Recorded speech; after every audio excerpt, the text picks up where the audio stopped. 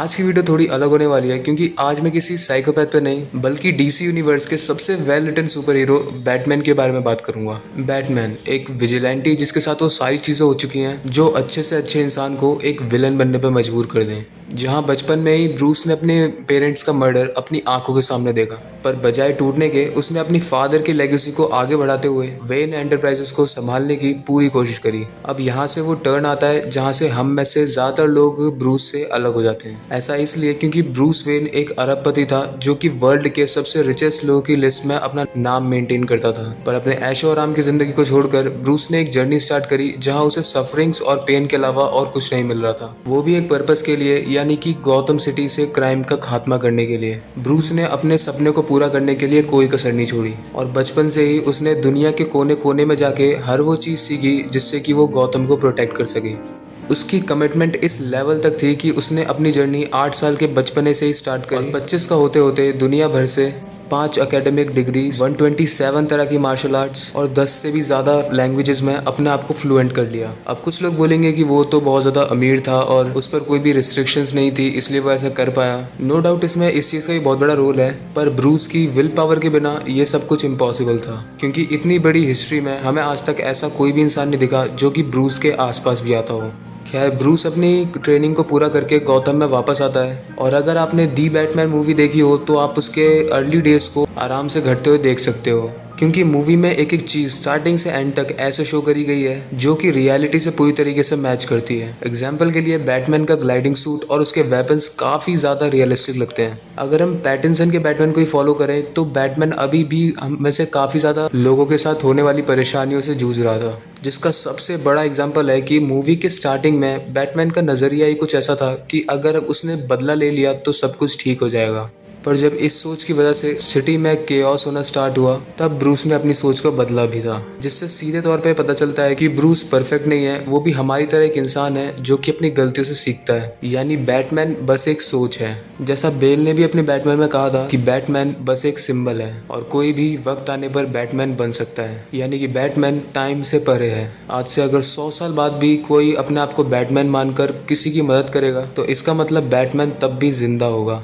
Bruce अपने आप को शैडोज भी बोलता है, यानी बैटमैन कोई एक सिंगल इंसान नहीं है बल्कि बुरे काम करने वाले लोगों के दिल में बैठा एक बहुत बड़ा डर भी है कि कहीं किसी अंधेरे से बैटमैन ना आ जाए। मेरे ख्याल से एक लौती यही चीज काफी है ये क्लियर करने के लिए कि बैटमैन अपने विक्टिम्स को पहले अटैक में नॉकआउट ना करके जितना हो सके उतना ज्यादा दर्द देता है, जैसा हमें दी बैटमैन मूवी में भी देखने को मिलता है। अब बात करते हैं कि बैटमैन इतना स्पेशल क्यों है। आखिर क्यों डीसी के सारे फैंस को कंबाइन करने के बाद भी बैटमैन के जो फैंस हैं उन सबको आउट नंबर करते हैं। तो देखो, बैटमैन एक नॉर्मल इंसान नहीं है, पर उसकी जस्टिस की भूख इतनी है कि अगर किसी ने कोई गलत काम कर दिया तो बैटमैन किसी भी हद तक जा सकता है उसे सजा देने के लिए।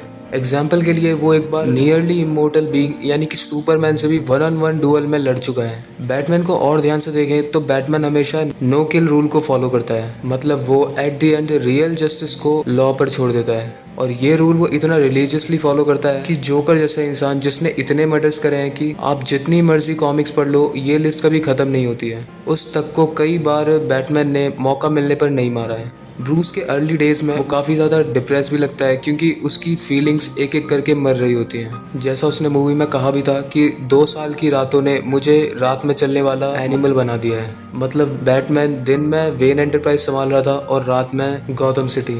बैटमैन की अगर हम विलन्स की बात करें तो अपनी लाइफ में हर तरह के विलन से लड़ा है, जैसे कि रिडलर, जोकर, बेन और स्केरक्रो एसेट्रा। ये विलन देखने में तो टिपिकली लगते हैं, पर अगर ध्यान से इन्हें एनालाइज किया जाए तो आप पाओगे कि ये सारे वही विलन्स हैं जिनसे हम डेली लाइफ में लड़ते हैं, कभी फुल टाइम के लिए तो कभी थोड़े टाइम के लिए। एग्जाम्पल के लिए रिडलर, इसे आप अपनी ज़िंदगी में आई बहुत ही ज़्यादा कॉम्प्लेक्स सिचुएशंस की तरह देखो। बैटमैन इससे लड़ने के लिए अपने 192+ IQ का इस्तेमाल करता है, मतलब वो हमें ये समझाना चाह रहा है कि लाइफ बहुत ही ज़्यादा कॉम्प्लिकेटेड है और इससे डील करने के लिए हमें हर रोज़ अपनी इंटेलिजेंस को शार्प करना चाहिए। जोकर की बात करें तो वो सीधा चोट पहुंचाता है बैटमैन के मोरल्स और उसकी सबसे बड़ी चीज़ यानी कि उसके पर्पस पर। जोकर कई बार बैटमैन को ऐसी सिचुएशंस में डालता है जिनसे बाहर निकलना without breaking any principles impossible दिखता है। और अगर आप जोकर के कैरेक्टर को और ध्यान से समझो तो वो काफ़ी ज़्यादा ग्रे कैरेक्टर है, मतलब ना कि पूरी तरीके से गलत ना ही पूरी तरीके से सही। शायद यही रीज़न भी है कि कुछ लोग बैटमैन से ज़्यादा जोकर को पसंद करते हैं। जोकर सोसाइटी को बैटमैन से ज़्यादा अच्छे तरीके से जानता है, पर फ़र्क बस इतना है कि वो बैटमैन की तरह उसे चेंज नहीं करना चाहता, वो उसे डिस्ट्रॉय करना चाहता है। जोकर को आप अपने दिमाग का वो हिस्सा समझो जो कि आपके लाइफ के सारे मोरल्स और प्रिंसिपल्स को चैलेंज करता है। बैटमैन भी ये बात अच्छे से जानता था कि जोकर उससे ज़्यादा इंटेलिजेंट है, और इससे भी बड़ी बैड न्यूज़ है कि वो अंदर से टूटा हुआ है, यानी वो किसी भी काम को करने से नहीं हिचकिचाएगा। तो बैटमैन बस अपने पर्पस को पकड़कर इंटेंस हार्डवर्क करता रहता है, और यही रीज़न भी है कि वो अपनी स्ट्रॉन्ग विल पावर से हर बार जोकर को डिफीट कर देता है। अब बेन की बात करें तो वो इतना साइकोलॉजिकल नहीं है, पर उसे हराने के लिए बैटमैन को स्ट्रगल उतना ही करना पड़ता है। ऐसा इसलिए क्योंकि उसकी फिजिकल स्ट्रेंथ बहुत ज़्यादा अनरियल है। उसके ऊपर वो अपने कई वर्जन्स में अपने आप को हर वक्त स्टीरॉइड्स इंजेक्ट करता रहता है। बेन को आप अपनी फिजिकल वीकनेस से कंपेयर कर सकते हो। ऑल्दो बैटमैन 127 से भी ज़्यादा मार्शल आर्ट्स में माहिर है, स्टिल कई बार उसे बेन को हराने में कई दिनों तक प्लानिंग करनी पड़ती है। अब स्केयरक्रो की बात करें तो वो अपने विक्टिम्स पर फियर नाम का टूल यूज़ करता है। यहाँ आप इसे अपनी लाइफ में जुड़े फियर से भी कनेक्ट कर सकते हो। ब्रूस के अगर हम बचपन को देखें तो उसे शुरू से ही बैट से काफ़ी ज़्यादा डर लगता था, जिसका फ़ायदा कई बार स्केयरक्रो ने भी उठाया है। तो इसे डिफीट करने के लिए पहले बैटमैन ने अपने अंदर के फियर को डिफीट किया था।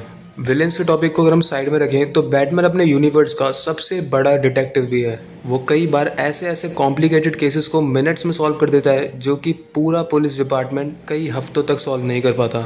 बैटमैन की स्ट्रेटजीज का अंदाज़ा अब इस बात से लगा सकते हो कि उसने अपनी ही टीम के हर एक मेंबर को हराने के लिए फुल प्रूफ प्लान बना रखा था। ऐसा इसलिए क्योंकि अगर फ्यूचर में कोई भी उनमें से ह्यूमैनिटी के लिए खतरा बनता है तो बैटमैन उसे आराम से हैंडल कर पाए। बैटमैन का सबसे बड़ा वेपन है उसका never give up attitude. Bale के बैटमैन के डाउनफॉल के बाद जब सिटी में दोबारा से क्राइम बढ़ने लग गए थे, तब एल्फ्रेड ने ब्रूस को उसके फादर की बात याद दिलाई थी कि हम गिरते इसलिए हैं ताकि हम उठना सीख सकें। एट द एंड इस दुनिया में हर कोई बैटमैन बन सकता है अगर वो खुद के बारे में ना सोचकर हर वक्त जस्टिस के लिए काम करे।